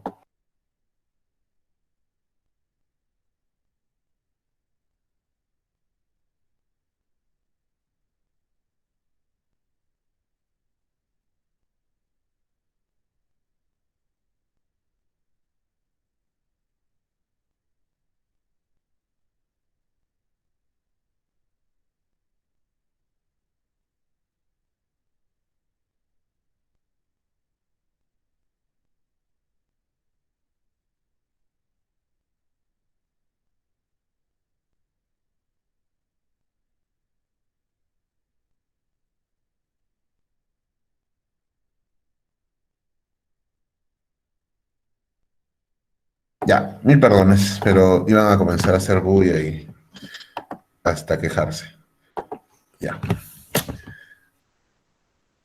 Entonces, podría darse un favorecimiento y entonces también habría un sesgo de medición. Entonces, la idea es enmascaramiento de la intervención. O sea, no se sabe a quién se le está administrando y justamente también, además, a los pacientes se les ofrece, digamos, dos tratamientos que organolépticamente sean similares. Ahora, cuando es cuidado estándar, también podría llegar a ser eso complicado, ¿no? Sin embargo, se suele dar incluso cuidado estándar más placebo, ¿no? En algunos casos. O sea, cuidado estándar más placebo, para tratar de imitar, de alguna manera, el diseño de eficacia absoluta. Ahora, durante el seguimiento, lo que se pueden dar son las pérdidas, ¿no? Y se va a dar este problema de que se pueda romper la secuencia de electrización y estos confusores que estaban balanceados, incluso estos confusores no medidos que estaban balanceados en teoría, también podrían afectar los resultados. Entonces, la solución ahí es el análisis por intención a tratar, ¿no? Y obviamente también pues puede haber, como les decía, ¿no? Si hay cierto favorecimiento, ¿no? Hay cierto favorecimiento, a la hora ya de medir las variables de resultados, si los investigadores conocen quiénes están en el grupo de intervención, el grupo control, podrían de repente incurrir en este sesgo de información, ¿no? O también hay otros sesgos, ¿no? Como el reporte selectivo de outcomes también, que suele ver, o también sesgos por financiador, ¿no? Muy bien. Bueno, ya hemos mencionado también eso al comienzo, pero la ventaja es que las inferencias que suelen obtenerse de acá, digamos, tienen un carácter causal, gracias a la literización, siempre y cuando sean de calidad y estén bien publicados. O sea, que sigan la declaración Consor, que era parte de lo que me habían pedido ver. Principios éticos, obviamente, se supone que todos los investigadores deben tener, les pide el INS una certificación en buenas prácticas de investigación en sujetos humanos, ¿no? Tienen que hacer un curso, todos los del equipo, que tiene que velar por los criterios de autonomía, beneficencia, justicia, no beneficencia, tiene que haber consentimiento informado, tiene que haber esta póliza de seguro y N cosas, que en realidad casi no se hacen a veces en el Perú, pero que digamos que es lo que debería cumplirse, ¿no? A cabalidad. Tiene que haber un consentimiento informado donde el paciente acceda a participar, por escrito, obviamente, ¿no? Aquí no hay verbalmente, de hecho te lo va a pedir, porque cuando tú escribes el estudio al INS, antes de publicarlo, tienes que mandar un reporte final. Entonces, el reporte final, ellos te pueden pedir los consentimientos informados tranquilamente, te pueden hacer una auditoría si se les antoja, ¿no? Y tú lo tienes que tener, no los puedes votar, los tienes que tener ahí. Entonces, tiene que haber también, además de consentimiento informado, autorización por un comité de ética que esté acreditado para ensayos clínicos. No es cualquier comité de ética. No es el comité de la crítica Bendaño, por si acaso. Saludos para mi amigo Carlos Toro. Maestro de maestros. Muy bien. Entonces, tiene que haber esta autorización, ¿no? En los ensayos clínicos y todos los estudios en humanos deben ser revisados por un comité de ética de investigación clínica, pero que esté aprobado por el INS para ensayos clínicos, ¿no? Son pocos, ¿no? Que tiene que cumplir con las normas de privacidad, intimidad, confidencialidad y anonimato de los participantes en todo momento. Bueno, pues existe una declaración, que es la declaración Consor, que al igual que otras declaraciones como STROP, por ejemplo, que es muy conocida para estudios observacionales, ¿no? O START, ¿no? Que es para estudios de presión diagnóstica, ¿no? O Prisma, que es para revisiones sistemáticas, ¿no? O MUS, ¿no? Que también es para revisiones sistemáticas de observacionales, porque Prisma además para de intervención. Entonces, todas son declaraciones, que de hecho hay una página, equator.net, no la puse como diapositiva, pero ustedes entran a equator.net y encuentran todas estas herramientas, ¿no? Ahora, no hay que confundir, por favor, y aquí siempre hay una confusión, piensan que el STROB, el CONSOR, el PRIMA son herramientas de evaluación de calidad. No son herramientas de evaluación de calidad, no te dan un puntaje, no te dicen si tiene esto en tal dominio es alto riesgo de sesgo, bajo riesgo de sesgo, no, simplemente es un checklist, ¿no? Es una guía, una hoja de ruta, ¿ya? Una hoja de ruta, es una guía de 22 puntos y tiene un diagrama de flujo. De hecho, para evitar confusiones, se le suele llamar consor a ambos, ¿ya? Al diagrama y a la guía, el consor. Cuando dicen consor, te pueden estar hablando del flujograma o te pueden estar hablando digamos, punto por punto, ¿no? Entonces, la idea es que todos los autores, editores, revisores y lectores, ¿no? Les sirva para guiarse en lo que mínimamente debe estar escrito en un ensayo clínico que pretende ser publicado. O sea, la información que debe tener para que uno lo pueda valorar. Por eso, esto no es una guía de metodología, ¿ya? Simplemente es una manera de escribir el ensayo clínico que sea estandarizado. Entonces, por conveniencia, la lista de comprobación y el diagrama juntos son denominados sencillamente consor. Ambos son consor, como la Trinidad, ya que todos son Dios, ya, igual, y consor. Entonces, diseñados para escribir, revisar y evaluar informes de becas, pero el problema, y bueno, aunque hay unas variaciones, pero no vamos a hablar de las variaciones porque era mucha chamba, eh, solo generalmente es para ensayos con dos grupos paralelos, ¿no? Porque si ustedes ven de criptograma, van a ver que tiene esa disposición, ¿no? Entonces, de la lista de comprobación, ¿no? Que tú tienes que seguir, de hecho te pide la revista, ¿no? Siga usted el estamento consor y por favor verifique que todos los puntos que contempla esté en el manuscrito que se esté viendo en la revista. No necesariamente tiene que estar en ese orden, ¿ah? Pero, digamos que te la secuencia, ¿no? Tienes un título, ¿no? Introducción, antecedentes científicos, explicación de razonamiento, te da una pequeña descripción de lo que debería ir, ¿no? Lo cual no quiere decir que si no van, está mal, ¿no? Es una guía nada más. Criterios de selección de los participantes, así como la población de las localidades donde fueron recolectados. Ah, perfecto, ¿no? Si, por ejemplo, si no pones sobre la localidad, no pasa nada tampoco, ¿no? Es que por eso el estudio no vale, ¿no? Pero si no pones los criterios, claro que sí, pues, ¿no? Intervenciones, por ejemplo, en el punto número 4, objetivos, ¿no? El punto 5, resultados, punto 6, tamaño de muestra, y entre el tamaño de muestra, la aleatorización, ¿no? Es importante. Perdón, el tamaño de muestra y dentro de la aleatorización hay varios puntos, como la generación de la secuencia, la distribución a ciegas, o el cegamiento, cómo se generó la secuencia de aleatorización, sino que lo han traducido mal acá los mexicanos, es random allocation, y cómo se hizo el cegamiento, el enmascaramiento, ¿no? El punto número 11. El punto número 12 son métodos estadísticos. Luego vienen los resultados, ¿no? Tiene que haber un flujograma, lo que es esa figura consor, ¿no? El reclutamiento, cómo se dio, la línea de base, puede ir en una tabla, o puede estar escrita. Los números analizados, o sea, cuántos participantes, sobre todo el numerador y denominador, en cada grupo incluido, ¿no? Verles el seguimiento, si fue el análisis por intención a tratar o no, ¿no? ¿Cuáles son los resultados de la estimación? Se tiene que poner en resultados, obviamente, los desenlaces que estoy midiendo. Y acá viene pues el problema del reporte selectivo de desenlaces, ¿no? Si se hizo un análisis secundario, bueno, se pone como un siguiente punto, esos son los análisis de sensibilidad o análisis por su grupo, ¿no? Ustedes van a ver, ¿no? Que la industria hace la trampa, ¿no? Hace el análisis global y luego agarra y hace el análisis por subgrupos. ¿Qué está pasando en el análisis por subgrupos?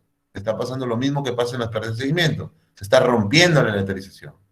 Lo cual no quiere decir que no lo analices como subgrupo. Y es más, debería ser una penalización del valor P incluso, ¿no? A veces es un tópico más avanzado, pero digamos, eso se debería analizar como un estudio observacional, porque ya estás partiendo.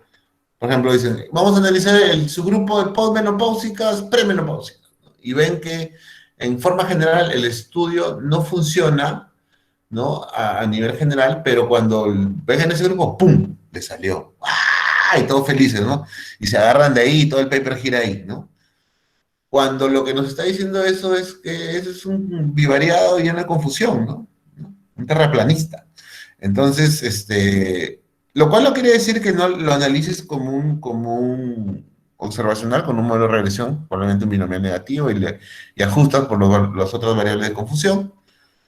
Y la otra es que eso obviamente te debería llevar a hacer un ensayo clínico de nuevo con esa población para probar esa hipótesis. O sea, ese análisis simplemente es exploratorio, sino que te agarran de ahí, ponen eso en la conclusión, la gente se emociona, y ya hemos visto cómo se emociona la gente con cualquier tontería y comienzan a recetar. Oye, si hay médicos hasta antivacunas, ¿cómo puede ser posible que haya gente que no se quiere vacunar y sean profesionales de la salud?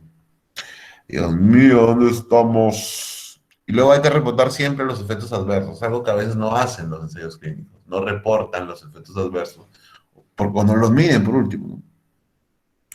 Y luego ya viene pues la discusión, ¿no? Que le ponen acá comentarios, ¿no? Interpretación, generalización y evidencia global, ¿no? Que bueno, es una discusión en realidad y no tiene que seguir esa pauta, ¿no? Pero debería tener todos los elementos que tiene la discusión. Acá faltan limitaciones, por ejemplo, conclusiones y todo eso. Entonces, este es el consort y este es el flujograma, ¿no? Tienes pues la fase de inclusión, que es el enrolamiento, la asignación aleatoria, el seguimiento y el análisis. Entonces, este es el resumen prácticamente de toda la ruta del estudio, de todo su seguimiento, desde su inicio hasta el final, ¿no? ¿Cuántos fueron los que quedaron al final? Eso es lo que interesa saber acá, ¿no? ¿Cuántos llegaron al análisis final? Entonces, por ejemplo, ¿no? Pacientes elegibles, 88. Uno no fue aleatorizado porque no quiso participar en el ensayo. Se dio la aleatorización. 45 fueron a quimioterapia en su hogar, ¿se acuerdan del ejemplo del cáncer de colon? Y atenderse en la clínica y otros atenderse en casa ya, pues. 45 fueron a su casa y 42 fueron autorizados a atenderse en el consultorio externo de la clínica. Y luego te muestra, pues, abandonos, 12, ¿no? 19. Abandono de manera voluntaria, 6, 1, y por otras razones médicas, 2. O sea, te da detalle, ¿no? De los 12 abandonos, o pérdidas, uno fue voluntario y 11 por razones médicas. Ese uno voluntario probablemente ya no quería atender en su casa, ¿no? Quería ir a la clínica. Y acá, pues, 6 de manera voluntaria y por otras razones médicas, 3. ¿Quiénes completaron el ensayo? 33 en el grupo de control y 23 en la intervención. Entonces ahí tendrían que hacer un análisis por intención a tratar, porque ellos empezaron con 45, 42 que estaban balanceados. Entonces, esos que se han perdido, esos 12 y 19, tienen que ser de todas maneras analizados de alguna manera. Si llegaron hasta el final, se pueden analizar, y si no, lo que se puede hacer es ponerte en el peor escenario. Como que no funciona la intervención. Obviamente para ambos lados no funciona, ¿no? Tanto en uno como en el otro.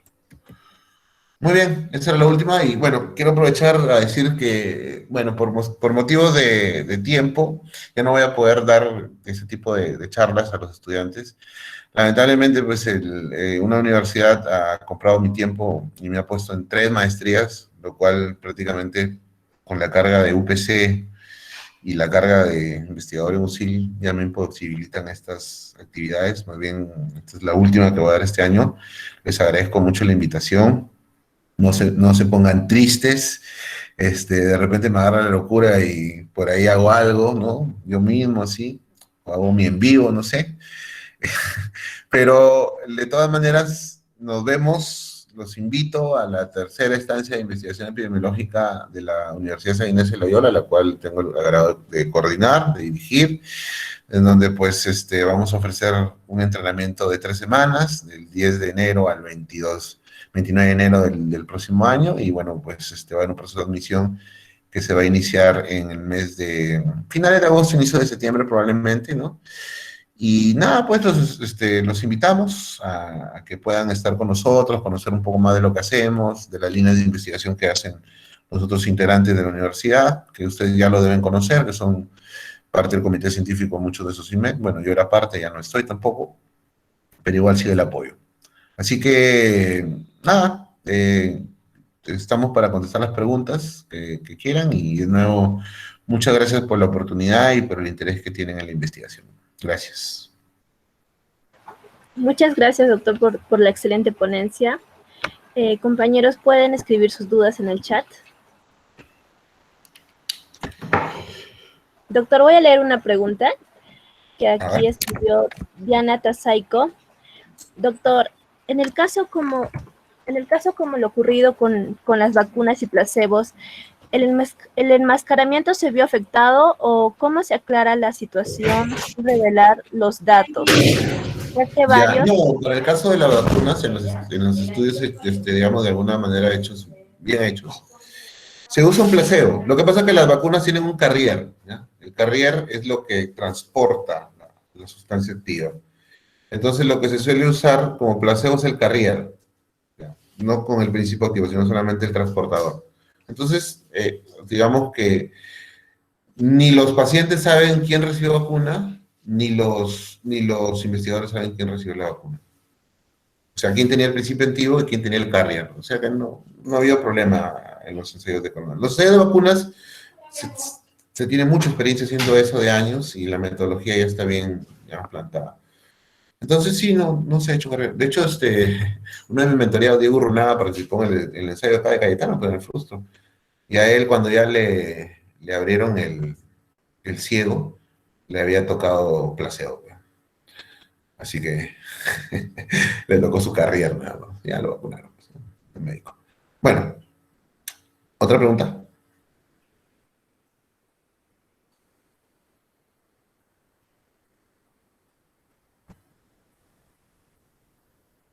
Ya no hay preguntas, doctor. Muy bien. Doctor. Muchas gracias. Gracias, chicos. Y nada, pues nos vemos en el verano con los que quieran y tengan interés en visitarnos en la UCI. Gracias, los quiero mucho. Cuídense. Doctor, buenas noches. Doctor, antes de culminar con la ponencia, quisiéramos tomarnos una foto grupal con usted. Por favor, chicos, prendan la cámara. Le pasé le echaré a Lucille, ¿ves? Si no, todo esto es pagado, pero por Lucille. No, es parte del trabajo de la investigación ahí. Si no, no haríamos semilleros, ¿no? Ahora, digamos que si yo no puedo exponer, puedo hacer que los demás se expongan, ¿no? Porque por último soy su jefe, ¿no? Ya les di una pista de lo que podrían hacer.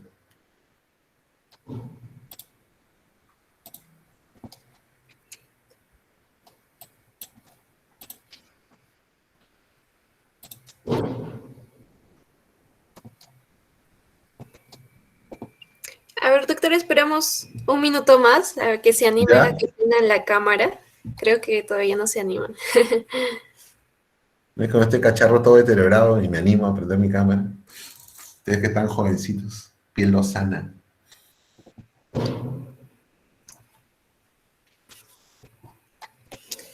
Ya bueno, doctor. Con los que prendieron la cámara, nos tomaremos la foto. A ver, Dale, chicos, adelante. una sonrisa. 3, 2, 1. Listo. A ver, uno más. Justicia social. Ya. De nuevo, 3, 2, 1 y listo. Muchas gracias, doctor, por su tiempo y por la excelente ponencia. Gracias. Le estaremos viendo en futuras ponencias. Muchas Esperemos que gracias, sí. señores asistentes. Gracias. Hasta luego. Chao. Muchas gracias, doctor.